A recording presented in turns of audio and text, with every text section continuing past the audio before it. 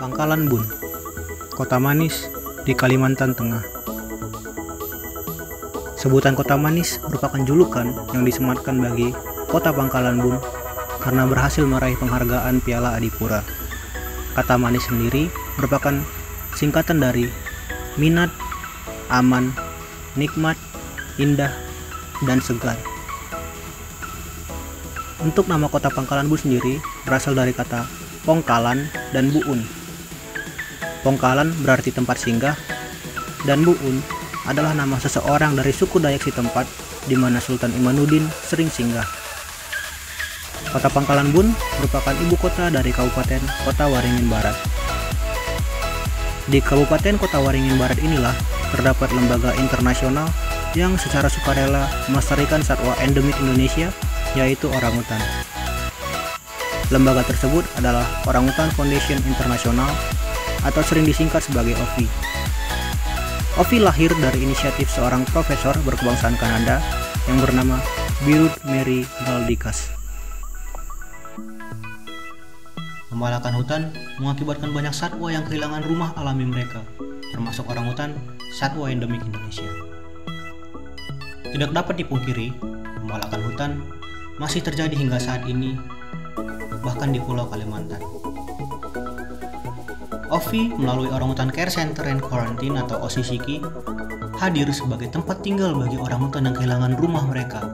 Di sini mereka akan dirawat dan diberikan pengembangan yang disebut sebagai enrichment. Enrichment bertujuan untuk membuat orangutan sibuk sekaligus meredakan stres dan mengurangi kebosanan orangutan. Berbagai bentuk enrichment diberikan untuk orangutan, seperti memberikan hamak,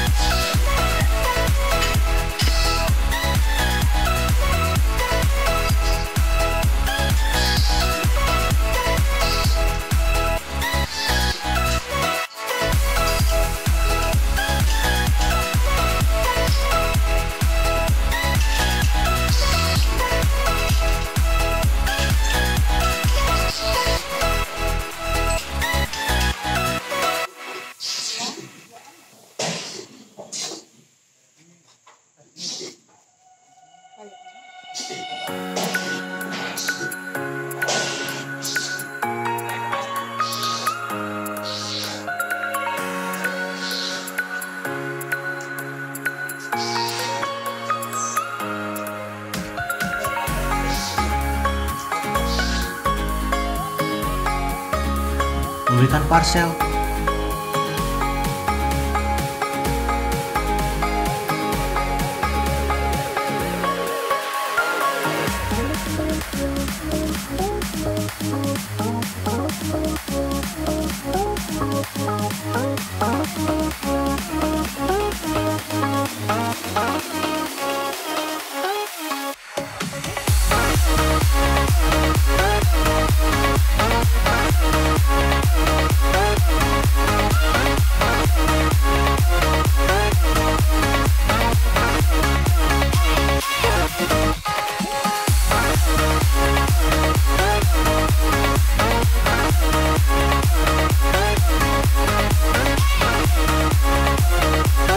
blok, buah-buahan, maupun sarang semut.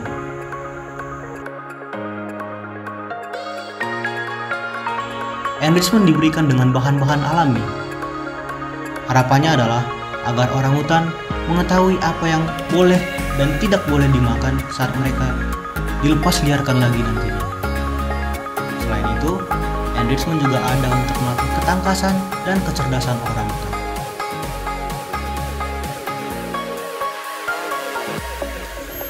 Kalau untuk penanganan khusus di kuarantin, orangutan ini sebenarnya tidak ada penanganan khusus, sama seperti orangutan lainnya. Tetapi saat mereka akan dilepas liarkan, mereka akan melakukan health check, dan itu bisa 2 atau 3 kali health check. Mereka akan dilepas liarkan kalau mereka mempunyai tes kesehatan yang standar untuk lepas liar.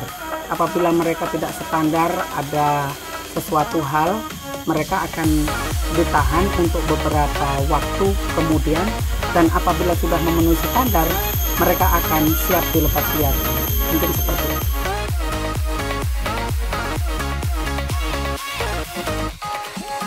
Menurut saya untuk enrichment itu pengaruhnya bagus bagi orangutan, karena orangutan ini adalah orangutan di pintu terakhir yang nantinya akan dilepas liarkan ke hutan. Jadi selama mereka berada di kandang, mereka perlu aktivitas untuk bermain seperti yang diberikan enrichment, itu akan sangat mengurangi tingkat kesetresan orangutan. Artinya mereka harus banyak beraktivitas di dalam kandang karena nantinya dia akan dilepas liarkan, dan enrichment ini kedepannya perlu diberikan sebanyak mungkin atau sesering mungkin, sehingga orangutan di dalam kandang ini tidak akan menjadi stres, tidak akan monoton dengan kegiatan di dalam kandang. Artinya enrichment ini menurut saya sangat bagus.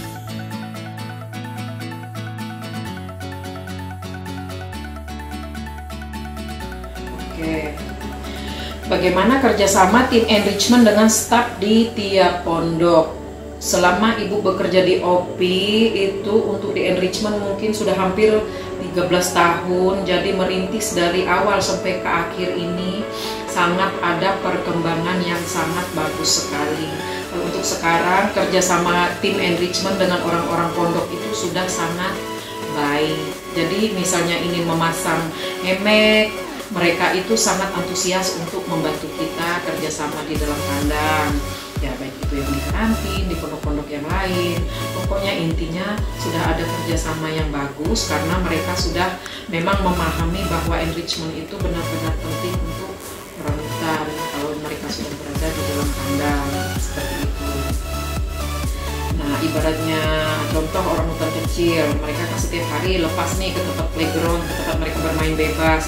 Next mereka kan tidak seharian penuh ibaratnya dari pagi sampai malam itu mereka bermain bebas kan, ada masanya dia harus masuk ke kandang, ke tempat tidur mereka. Nah jadi enrichment yang ada itulah cukup untuk membantu mereka, ya ada kesibukan sedikit-sedikit lagi di dalam kandang setelah mereka bermain di playground tempat sekolah mereka bermain itu.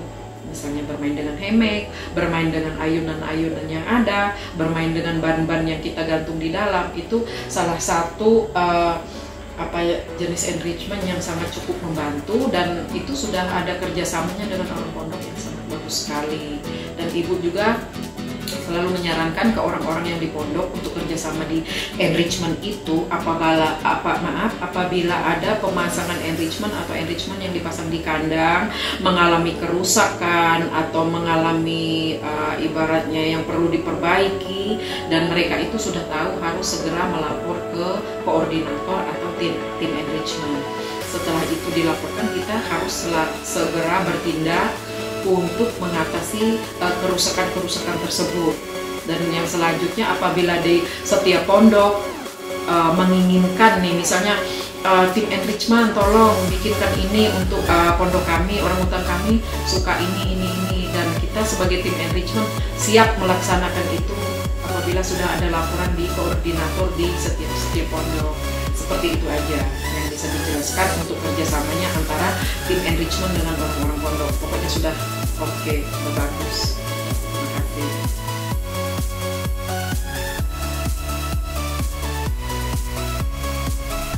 Bagaimana keterkaitan enrichment dengan proses rilis orangutan? Keterkaitan enrichment dengan rilis orangutan ini sangat berkaitan erat dan sangat berhubungan penting. Terutama apa? Pertama, enrichment itu kita memberikannya harus lebih fokus kepada bahan-bahan yang natural atau alami yang bisa kita temukan di hutan. Apabila nanti mereka lepas liar ke hutan itu bisa mengingat apa saja jenis enrichment yang kita berikan di sini, misalnya seperti daun kayu, daun-daunan yang hijau, humbut-humbut muda, sarang semut, jenis-jenis kayu lobang, yang berbagai macam hal-hal yang bisa ditemukan oleh orangutan di hutan seperti buah-buahan seperti itu, akar, bunga, buah, daun itu sangat penting.